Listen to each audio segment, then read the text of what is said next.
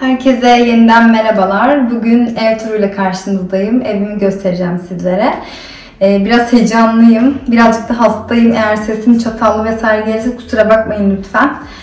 Bu sıcaklarda da hastalık çok zor. Ama videoyu çekeceğim artık. Yani en çok istenen video buydu benden. Bugün artık çekiyorum. Umarım beğenirsiniz. Umarım severek izlersiniz. Şimdiden iyi seyirler dilerim. Hoşçakalın. Evet, başlayalım. Hoşçakalın.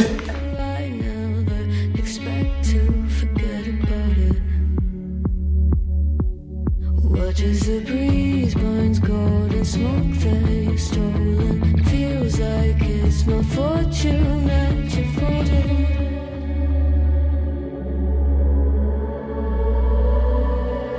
I'm swimming with the sharks.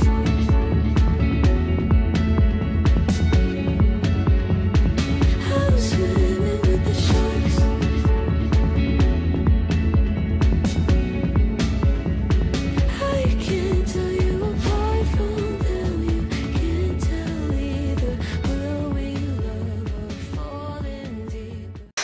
Ve evime hoş geldiniz, sefalar getirdiniz. Öncelikle giriş kapısından, evimizin giriş kapısından başlıyoruz. Burası bizim girişimiz. Giriş kapısı ve hemen yanında bir vestiyer var. Aynalı, 4 kapaklı ve boydan boya. Bizi gayet yetiyor, bayağı büyük. Çok da memnun de. Burada vardı, eve geldiğimizde kiraladığımızda vardı. Ondan sonra halıya geçeceğim. Bu vestiyerden sonra halıya geçiyorum. Bu halı bekarlıktan kalma. Bizim evimizdeki tüm halılar neredeyse öyle bir tane yeni var galiba. Daha sonrasında şu, yani böyle bu şekilde bunu buraya serdik. Koridorda halı yok bu arada, sadece bu var girişte. Ondan sonra bu tabure var. Bu tabure çok yakın bir arkadaşım hediye almıştı ama bu tabure o tabure değildi. Ben bunun fotoğrafını bulursam koyacağım, bunu ben yaptım. Çok böyle ahşap renkli düz bir tabureydi. Bunu ben kapladım ve boyadım. Ondan sonra burada da bir köşe yaptım. Anahtarlı köşesi aslında. Bu tabloları da ben yaptım. Bu sehpayı da yıllar önce Zara Home'dan almıştım. Birazcık da işte süsledim. Seviyorum çiçekleri. Burada bir bozuk paralarımız var. İşte burada H&M Home'un çok eski, bu da ya H&M Home ya Zara Home, tam emin değilim.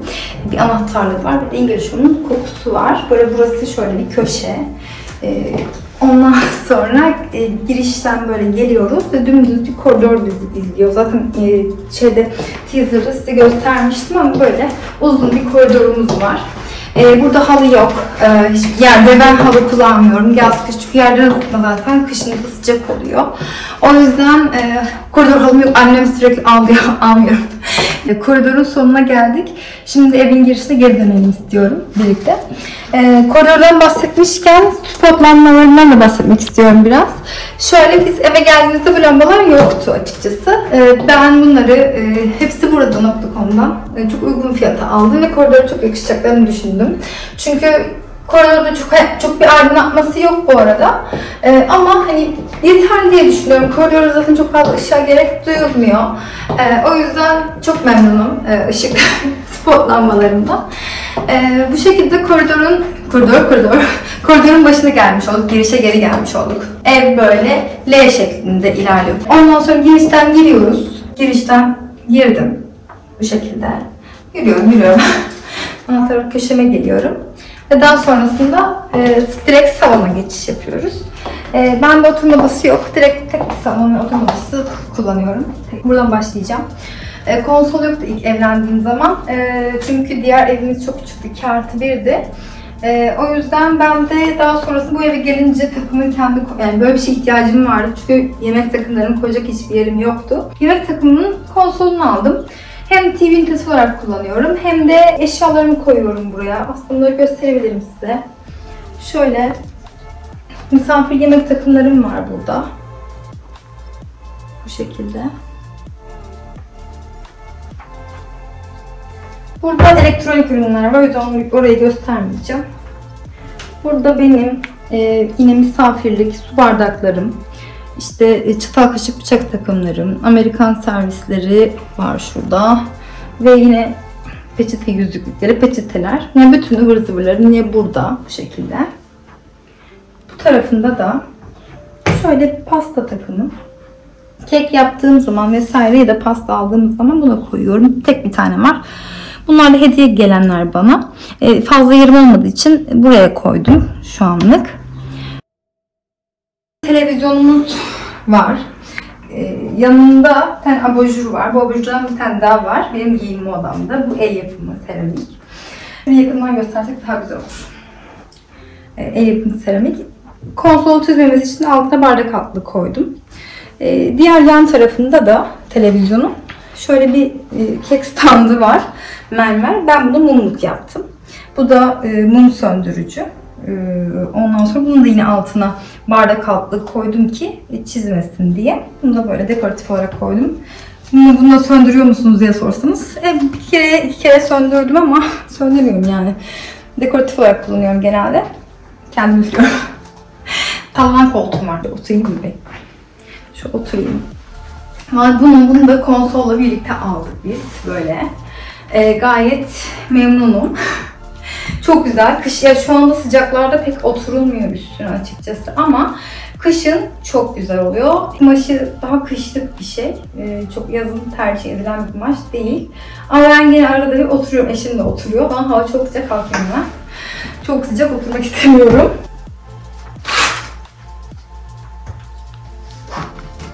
Daha sonrasında yemek alanına geliyoruz bu şekilde. Şöyle benim iki pencerem var salonda. Bir tanesi böyle dışarı ormana bakıyor. Küçük bir orman, çok küçük bir orman. Burası bizim evi tutmamızın nedeni. Bu orman ilk geldiğimizde biz kışın tuttuk. Turuncuydü. Çok güzeldi. Hala çok güzel bu arada. Yemeğimizi balkonda yerken de buradan izliyoruz. Yani manzarayı izliyoruz. Burada yesek kışın buradan izliyoruz. Yazın balkondan izliyoruz. Evde otururken de izliyoruz. O yüzden çok bu evi en çok tutmak tek sebebi buydu. Bir de büyük olması ama yine de buydu.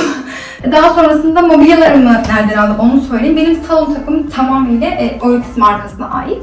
Bursa menşeli bir marka. 6 kişilik bir yemek takımı. Oryx markasının dediğim gibi. 2021 Kasım'da aldık biz bunları. Şu an fiyatlarını vesaire bilmiyorum ama muhtemelen çok artmıştır diye tahmin ediyorum. Daha sonrasında şöyle bir kılıç çiçeğim var burada. Şurada bir su akıntısı olmuştu kışın. Bu yaz yapacaklar, hala yapacaklar. Hem onu kapatıyor, şöyle göstereyim. Hem onu kapatıyor, şöyle şurası. Onu düzelttilerin boyası yapılacak. Hem de ben yani ilk defa çiçek bakmaya başladım. Böyle perdelerim, bunları teyzem almıştı fonları. Bunları ben Ikea'dan aldım. Benim diğer evimdeki tüllerim buraya olmadı. O yüzden bunları daha sonradan aldım. Bunları açtırdım zaten. Boyları kısa geldi. Böyle manzaradan dolayı 2 kanat şeklinde istedim. 2 kanat şeklinde aldım. Ondan sonra yine burada da bir perdem, aynı perde, rustik perdesi. Yanındaki de klima borusu. Ya ben bundan çarpıldım. Şöyle, görüntüsü çok kötü görebildiğiniz gibi. Klima da almadık yani. Ben bunu kapatmak istedim. Şuradaki bantları görüyor musunuz? Onu böyle dedim ki küçülteyim ama hani hiç elektriği falan da kapatmak aklımın ucundan bile geçmiyor. Ondan sonra dedim oraya dedim bir şey yaparım. Hani alırım, ahşap bir kutu alırım. Görüntü daha iyi olur yani böyle kablo gözükmez. Neyse ben bunu böyle bantlıyorum falan. Birden sol yanından girdi, sağ yanından çıktı. Geri alttan düşmedim. Küçük bir çarpılma. Allah'tan hiçbir şey olmadı ama yani bütün gün yattım. Çok değişik bir andı benim için. Korkunçtu. Neyse bu da böyle bir anı olarak kaldı. O da öyle bir görüntü olarak kaldı. Memnunum. Asla elemem bir daha. Bu şeye geçiyorum. Masamın vazosu ve çiçekleri. Bu vazo hep sabit evlendiğim an. Ben evleneli bu arada 25 Haziran 2022'de evlendim. Bir sene geçti. 13 ay oldu. Evlendiğimden beri bu vazoyu kullanıyorum. Bu masada sadece H&M'ın bu. Çiçekleri değişiyor. Canım nasıl isterse onu koyuyorum. Kışın kokina koyuyorum. Yazın işte bunlar begonvil koydum. Başka renkli çiçeklerim var ama şu an begonvilden ilerleyeceğim. Lambaderimize geçiyoruz. Lambaderim Ikea'nın lambaderi. Gayet uyumlu diye düşünüyorum salonumla. Seviyorum ben her şeyi çok severek aldım. Çok severek yaptım. O yüzden çok mutluyum evimle. Beni yansıtıyor diye düşünüyorum. Bu ayna çok eski bir ayna. Ben LED Gold uygulamasını ikinci el olarak aldım. 150 lira gibi bir fiyata aldım birkaç ay önce. Ya hep bir ayna istiyorum buraya. Bu arada bunun netliği ve ne kadar silsem de o görüntü kalitesi tam olmuyor. Çok eski bir ayna olduğu için arkası böyle yeşil. Yani çizildiği zaman burasında da çizik gözüküyor. Tam net bir ayna değil. Yani bunu gördüm ve çok beğendim. Büyüklüğü falan. Ben bunu boyarım. Boyadım. Böyle şeyleri seviyorum. Böyle boyadım. Şu an çok memnunum. Rengi çok güzel oldu.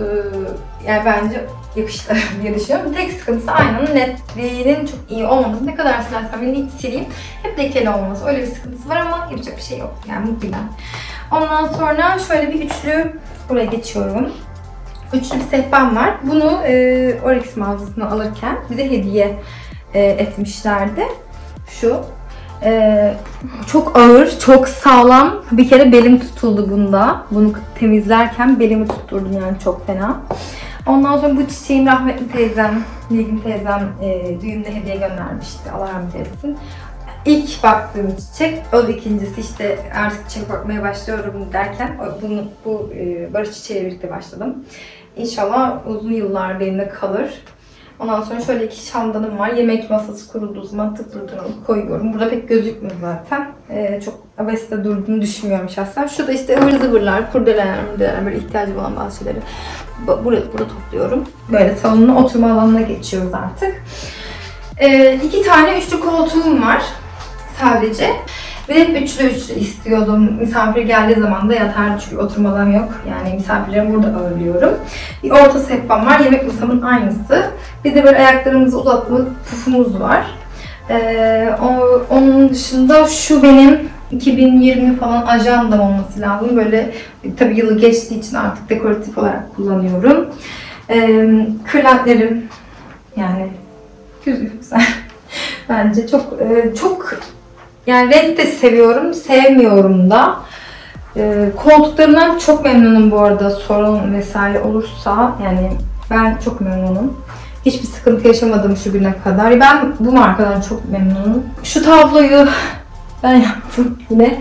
Ya bir şeye benzetmeyebilirsiniz. Alçı bu yani. Alçıdan bir tablo. Bayağı büyük bir tablo. Kamerada belli oluyor mu bilmiyorum ama 120'ye 120 bir tablo. Ben böyle büyük bir tablo istiyordum ama salonuma da renk katmak istemedim. Çünkü yani bu tarz bir şeyde eminim ileride sıkılırdım. O yüzden çok fazla renk katmak istemedim. Yani şu anda yaptığımdan beri hiç pişman olmadım. Gayet göz yormuyor. Büyük ama göz yormuyor. O yüzden çok mutluyum. Bu arada ben ahşap ceviz mobilyalarım ve ben ilk mobilyacıya gittiğim zaman asla ceviz istemiyorum dedim. Yani siyah istiyordum. Ne akıl ne hizmet. Bunları görünce aşık oldum zaten. İyi ki bunları görmüşüm, aşık olmuşum ama siyah, yatağım siyah yani toz yuvası sevmiyorum. Yatağımı çok seviyorum. Siyah olması ama yine de siyahı da seviyorum. Neyse seviyorum işte. Avizem Lucia markasının 5 toplu. İsmini hatırlayamıyorum ama yazarım aşağıya. Daha sonrasında bu mumluklar da eski sezon Zara. Aynısı şuradalar göstermiştim az evvel. Kokum yine İngiliz Home. Kokularımın hepsi İngiliz Home zaten. O da kokularımı. Bu da Ikea'nın bir aslında vazosu. Ben bunu nişanımda almıştım. Bir sürü var. Mumluk olarak kullanmıştık. Şu anda da kullanıyorum. Bunu da Trendyol'dan almıştım. Nereden aldığımı hatırlayamıyorum açıkçası. Şöyle bir battaniyeliğim var benim. Yine bunu bohçamda kullanmıştım. Hatırlarsınız belki bohça videosunu izleyenler. Şu anda bir tanesini battaniyelik olarak kullanıyorum. Diğerini de dolapta saklıyoruz.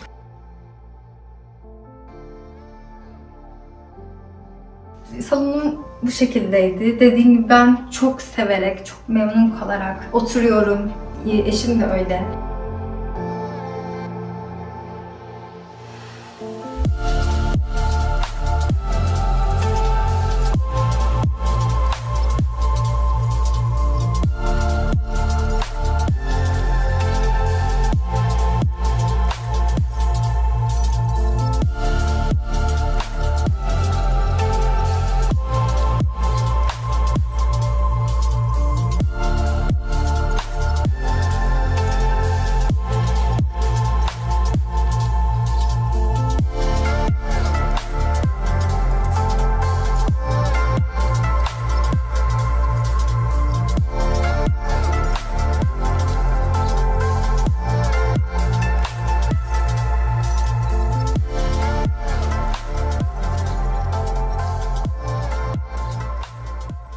salondan çıkıyorum ve tam çaprazındaki misafir banyosuna geçiş yapıyorum şu anda.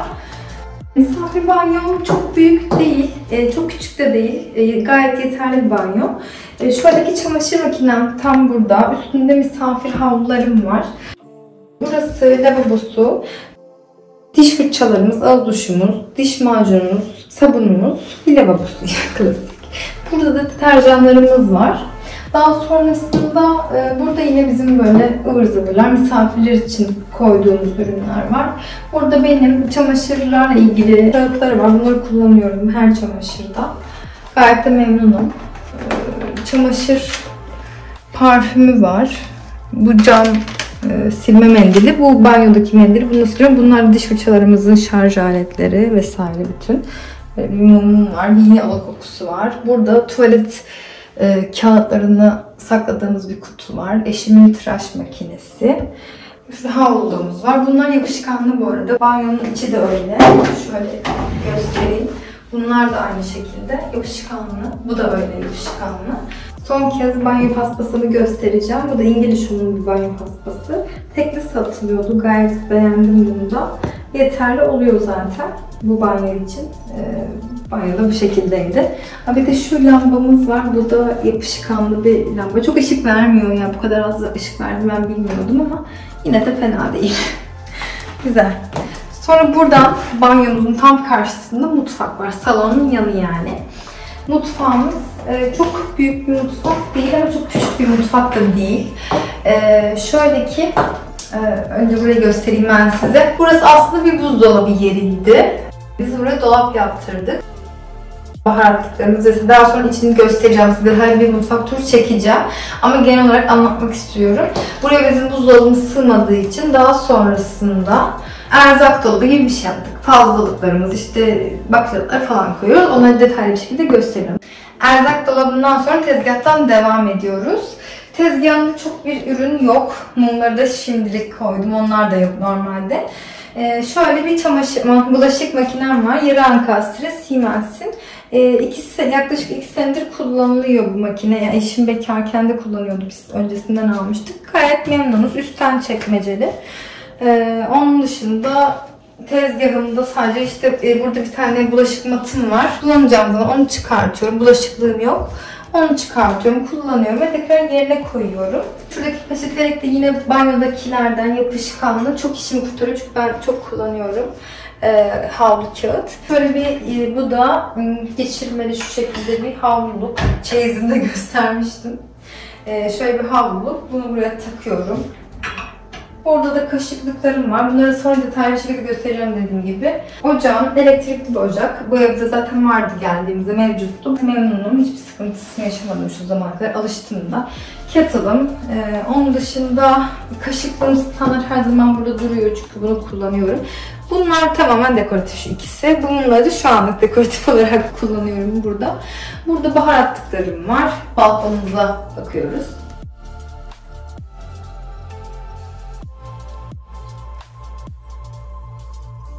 Bu sığmayan buzdolabımızı tam buraya aldık. Çünkü burada oldu. En oluru burasıydı açıkçası. XX ile Siemens'in buzdolabı bayağı büyük. Eski evimizde oluyordu yeri. Şu anda bu evde olmadan onun yerine erzak dolabı yaptırmış olduk. İyi oldu bizim için. Burası benim kahve köşem. Tamamıyla ben kahve insanıyım. Çay sevmiyorum. İçersem de 5-10 tane şeker atıp içiyorum. İçemiyorum, midemi bulandırıyor. O yüzden bu kadar çok bardak var. O yüzden bu kadar çok kahve makinesi var. Hepsini de kullanıyorum. Misafirlerimi de kullanıyorum. Kendimi de kullanıyorum. Çok fazla eşimi de kullanıyoruz. Onun dışında bu tabloları ben yapmıştım. Yani şunları aldım da yani tabloyu yapıştırdım. Pek ben yapmış sayılmıyorum tabii de. Yani o fikir benden çıktı. Yoksa resimler satın almıştım bir yerden. Instagram adresini hatırlamıyorum. Bir yıllar oldu. Burası benim Türk kahve fincanlarımın olduğu kısım. Yani daha sonra dediğim gibi detaylı göstereceğim. Bu şekilde böyle bardaklıklarım, ıvır zıvırlarım burada benim. Zaten diğer dolaplarında pek bardak yok. Tüm bardaklarım burada aslında çoğunlukla. Burası da bizim kahvaltı ettiğimiz, yemek yediğimiz yer eşimle birlikte. Uzun bir süre biz masa almadık. Bu dolapla birlikte yaptık. Çok yakın arkadaşımın Esra, babişkosu Şevki amcamın sağ olsun Karabük'ten getirdi ta. Öz Karabük mobilya, tavsiye ediyorum. Tam hiçbir yerde aradığım bar masasını bulamadım. Çünkü benim sandalyeleri evlenmeden önce aldım. Bunlara uygun masa arıyorum. Asla bulamıyorum. Beğenmiyorum yani, daha doğrusu. Böyle metalliler falan ben böyle istemiyordum. Tamamen böyle ahşap beyaz bir bar masası. Tam istediğim gibi oldu. Tam hayalimdeki gibi oldu. Bir de bunun genişliğinde yaptırdık. Tam yaptı. Çok memnunum yani gerçekten. Burada da hani yine Amerikan servislerim duruyor. Brita'yı kullanıyoruz biz bu arada. Damacanı kullanmıyoruz. Tuzluğum bu kadar. Burası da böyle mutfağım. Küçük ama güzel. Çok da küçük değil bu arada ama çok da büyük de değil. Gayet yeterli, bize yetiyor. Ben çok seviyorum. Ve yine koridorumuza geldik. Koridordan ilerleyince sol tarafta burası eşimin ve benim çalışma odam ama eşim kullanıyor burayı. Ben genelde kucağımda çalışmayı sevdiğim için burası çalışma odası. Çok genelde çalışma odası dışında da çamaşır odası. İşte bütün süpürgelerimiz burada. Direkt çok rahat oluyor. Bu oda çok boş olduğu için çok rahat bir şekilde yani kullanıyoruz. Şu benim nişandaki çiçeğimin kutusu. Çiçeğini başka bir vazoya aldım annemin evinde. Bunu böyle Dyson'ın başlıklarını koyuyorum ancak böyle sığıyor. Başka türlüsü yok. Şu da bizim eşime doğum günü hediyesi almışım yıllar önce ben öğrenciyken. O da öyle bir pick-up'ımız ve onun standı. Bu meyve kasesi, ben bunu yaptım. Mandallık. Aslında çamaşır alanı olarak düşündüğüm için ben direkt buraya çamaşırlığımı açıyorum. Kurutma makinesi yok bende. Direkt açıyorum. Burada çok rahat bir şekilde kuruyor zaten. Burada da işte ütülenecekleri buradan koyuyorum. Burada katlanır bir çamaşır sepeti. Bu da her eve lazım bence. Her kurtarıcı burada duruyor genelde ama evin her yerinde bu. Yani bir gün içinde her yere gidiyor. Ayakkabının oraya gidiyor, mutfağa gidiyor. Bazen balkona gidiyor arkadaşlarımız geldiği zaman. Çünkü balkonumuzda açıkçası sandalyemiz eksik. O yüzden birazcık yıprandı. Bu da çok yıllar oldu alalı. Yıprandı artık kullanı ama hala idare ediyor. Bu da benim yine bekarlıktan, öğrencilik demeyeyim tabii bekarlıktan bir giyinme dolabıydı. Şu anda nevresim takımları ama kışlık nevresim takımları burada. Kullanmadığımız nevresim takımları burada. Yine gelinlikleri, damatlıklar, işte abiyeler, hani böyle ıvır zıvırları toparlayacak bir yer burası. Misafir havluları vesaire burada. Çok kullanılmayan ürünler burası açıkçası. Bu yine bu halılar bekar evinden kalma. Almadık. Buraya cuk oturdu. Gayet güzeldi diye düşünüyorum. Ve Ikea'nın halıları bunlar bu arada. Memnun, salondaki halı öyleydi. Burası çalışma alanı, masası. Eşim kullanıyor. Aslında ortak dediğim gibi de eşim kullanıyor burayı daha çok. Ben genelde içeride ya da işte diz üstünde kullanmayı seviyorum oturarak. Onun alanını yaptık burayı çünkü benim giyinme odam var. Onun parfümleri vesaire. Burada işte kulaklığı, ondan sonra lambası, JBL, telefonlar bilmem ne. İşte eşimin çöp kovası, eşime ait burası. Kitaplık ortak kitaplarımız. Yine Ikea'nın bir kitabı.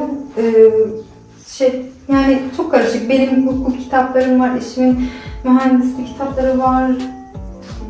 Yani çok karışık burası dediğim gibi. İkimizin de yıllar içinde biriktirdiği kitapları biz buraya koyduk. Avizeyi de yine yıllar önce bekar evinde kullanıyorduk. Tartımız da burada. Yani bu olayla ilgili anlatabileceğim aslında çok böyle hani fazla bir şey yok ama burası çok huzurlu bir oda. Bence sade, temizlemesi kolay, toplaması kolay. Çamaşırlar burada. Pıt pıt hemen dağıtıyorum, giyim odasına götürüyorum, kurutuyorum. Çok güzel yani burası. Yine aynı şekilde balkonumuza çıkıyor ve ormana bakıyor bu odada. Bu arada böyle bütün odalarında balkon var. Küçük büyük balkon var. Şöyle perdeyi çekersem daha rahat gözükecektir diye düşünüyorum. Şöyle yine aynı şekilde aynı manzarası. Böyle. Bu dolabın yanında da şurada sakladığım ütü masam ve çamaşırlığım var. Şöyle çamaşırlığım, ütü masam hiçbir şekilde gözükmüyor. Harika bir şey oldu benim için. Çünkü bu görüntüyü sevmiyorum. Derli toplu görüntü seviyorum. Bu arada biz geldiğimizde burası yemyeşildi. Şu an bir sürü şey var. evler var. Sürekli yapılıyor yani.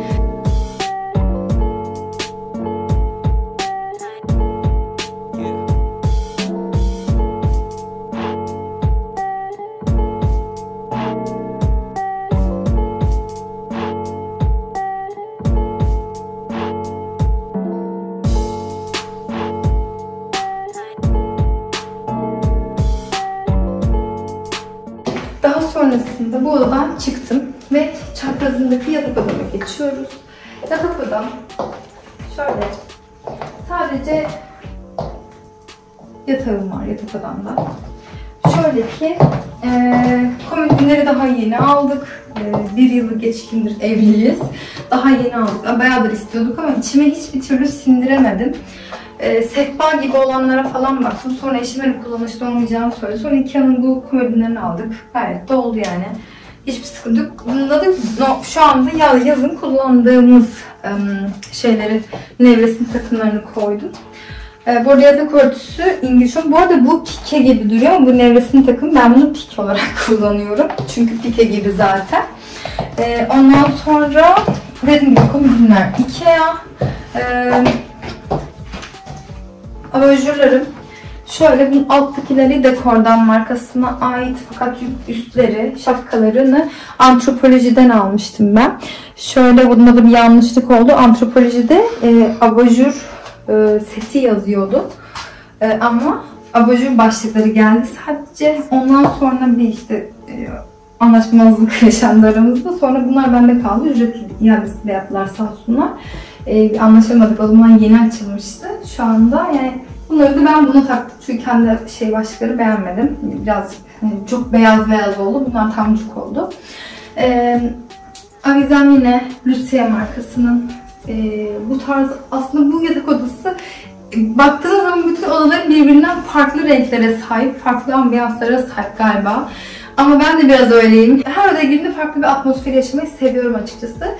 Bu evi evlendikten sonra aldığımız tek halı bu. Bunu da yine teyzem hediye olarak almıştı sağ olsun. Aslında şuraya da bir teki daha olsa çok iyi olacak ama bulamadım. Balıkesir'den almıştı çünkü. Perdelerim yine aynı şekilde teyzemin hediyesiydi. Onlar da içerideki fonlarla birlikte. Bu benim eski evimin bir perdesi. Ve burada ben uçuruyorum. Bu kırışık. Yani sabahtan beri bununla uğraşıyorum. Günlerden beri hatta bununla uğraşıyorum. Bu kırışık. Yani kırışıyor. Eski evimin, o yüzden boyu kısa bunun.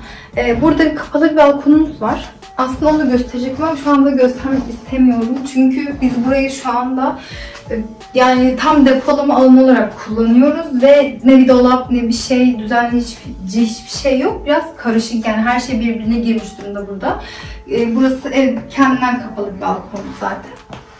Ama çok kurtarıcı. Bütün kutularımızı, ondan sonra yazlık ürünleri, valizleri, işte evdeki fazlalık her şeyi, deterjanları stokladığımız deterjanları, fazla olanları hep burada tutuyoruz. İşte elektronik eşyalar, hani bu vidalar falan, onları, tornavida, elektronik şeyleri de burada. Yani bizim her şeyimiz burada. Ama şu an çok karışık. Daha tam düzenini sağlayamadık buranın. Biz de bu evde 6-7 aydır buradayız. Gerçi hani yavaş oluyor. Zaten bizim çoğu şeyimize yavaş oldu. Bu arada yatağım da Oryx markasına ait. Komodinlerim dediğim gibi Ikea. Burada küçük bir ebeveyn banyomuz var. Şöyle çok küçük olduğu için ben kapıdan göstereceğim. Çünkü içerisi bir ihtiyaç oluyor. Şöyle küçük bir banyosu da. Yetiyor bize gayet. Ama dedim, diş fırçalama için bir alanı yok açıkçası. O yüzden misafir banyosunda dişlerimizi fırçalıyoruz. Yatak odasından çıkıyoruz.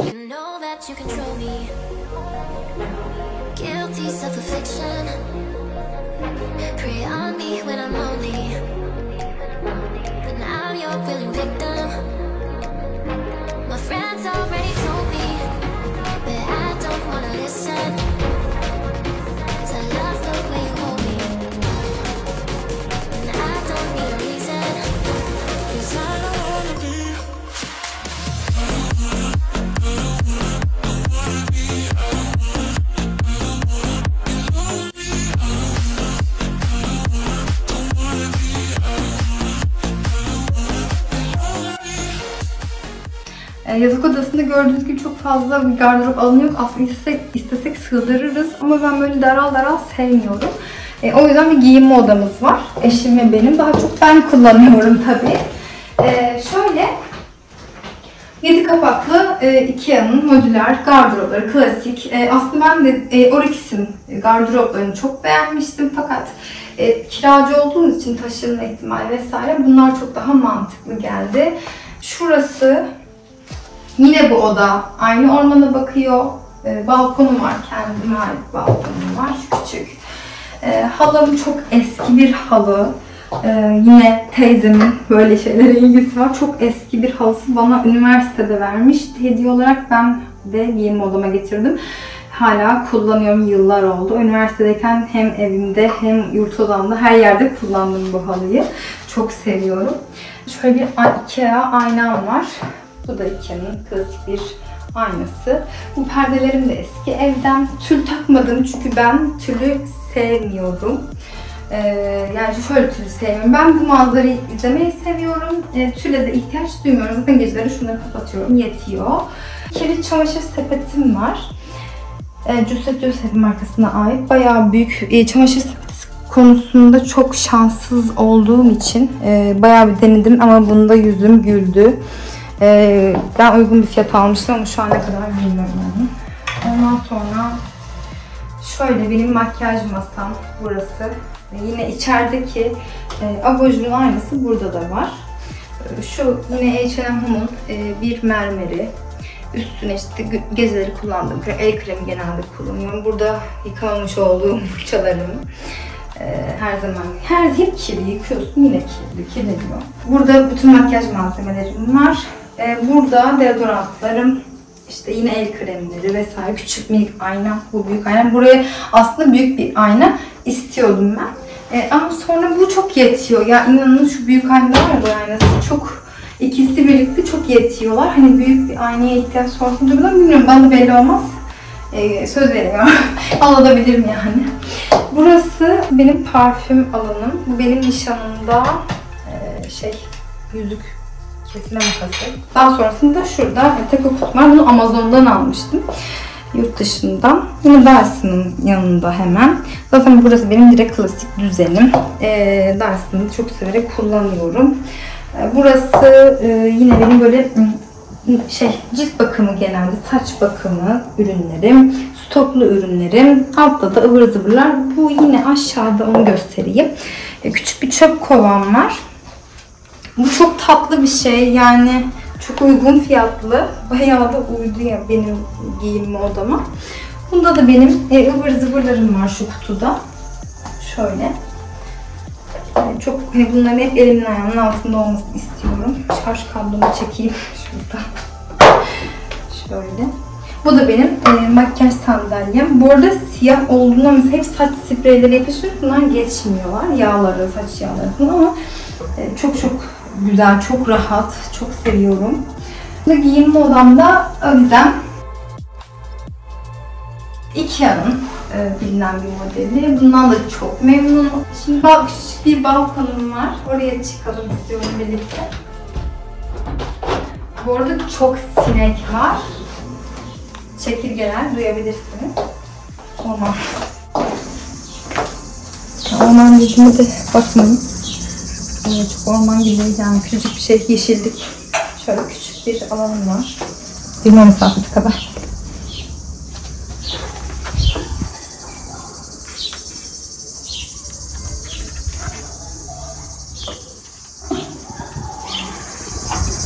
Böyle, şurası bizim balkon.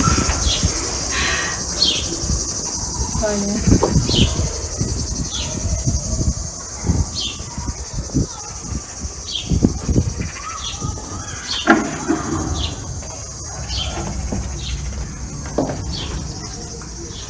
İnşaat ve çekirge sesleri eşliğinde küçük bir balkon turu yaptık. Şimdi büyük balkon turuna geçeceğiz ama mutfağın avizesini gösterdim. Onu gösteriyorum, sonra büyük balkona geçiyoruz.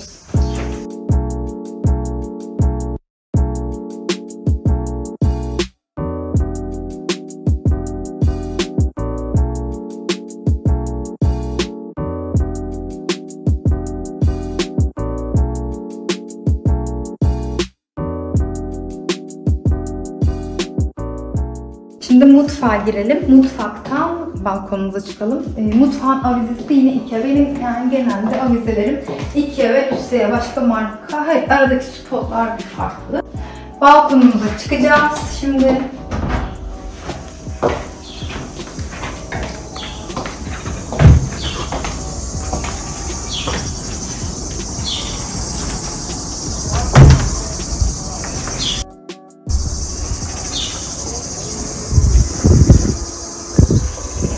Balkonu çok seviyoruz. Eşim, arkadaşlarım, ailem geldiğinde oluyorlar balkonda. Sesim geliyor mu tam bilmiyorum ama balkon gayet büyük. Bir nazarlık oldu bugün. Masamızın ayağı kırıldı sabah. Onun dışında yani şu an biraz masasız sayılırız. Onu düzeltmeye çalışacağız video bitiminde. Balkonda bir şey yok. Çöp kovası var. Yani hiçbir şey yok. Bir masamız, 2 sandalyemiz vardı işte, yazık, o da ayağı kırıldı. Çok seviyordum ben bunu. Bu bizim nişanımızda kullandığımız bir plexi, ışıklı bir plexiydi. Işığımı yakayım ama gece göstereceğim size. Hiç belli olmuyor gündüz.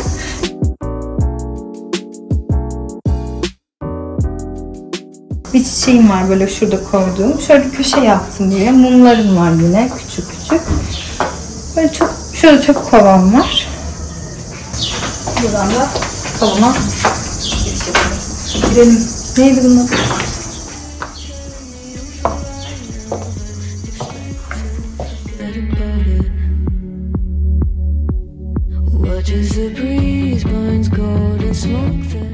Videonun artık sonuna geldik. Bu kapanış kısmına geçtik artık. Umarım buraya kadar seyretmişsinizdir ve beğenmişsinizdir. Beğendiyseniz beğene tıklamayı, kanalıma abone olmayı unutmayın lütfen. Yorumlarınızı da bekliyorum. Her yorumu cevaplamaya çalışıyorum. Ya gördüklerimin hepsini cevaplıyorum hatta. Sorularınız olursa mutlaka sorun. Instagram'dan, aşağıdaki yorumlardan. Dediğim gibi gördüğüm sürece her zaman cevaplayacağım. Bir sonraki videoda görüşmek üzere. Kendinize çok çok iyi bakın. Hoşça kalın.